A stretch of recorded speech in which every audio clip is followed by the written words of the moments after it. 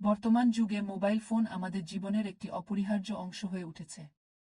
যোগাযোগ, শিক্ষা, বিনোদন সবকিছুতেই মোবাইল ফোনের ব্যবহার বাড়ছে। তবে এর অতিরিক্ত ব্যবহার আমাদের জীবনে অনেক নেতিবাচক প্রভাবও ফেলছে। প্রথমত, মোবাইলের অতিরিক্ত ব্যবহার আমাদের শারীরিক স্বাস্থ্যের জন্য ক্ষতিকর।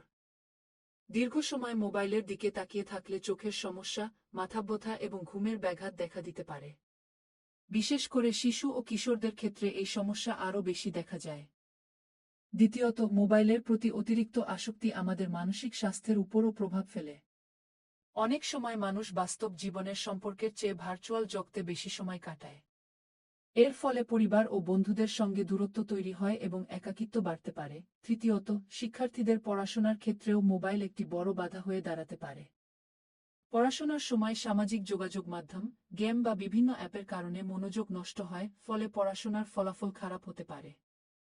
সবশেষে বলা যায়, মোবাইল ফোন আমাদের জীবনে অনেক সুবিধা এনে দিলেও এর সঠিক ও সীমিত ব্যবহার অত্যন্ত গুরুত্বপূর্ণ। সচেতনভাবে মোবাইল ব্যবহার করলে আমরা এর ক্ষতিকর প্রভাব থেকে নিজেদের রক্ষা করতে পারি।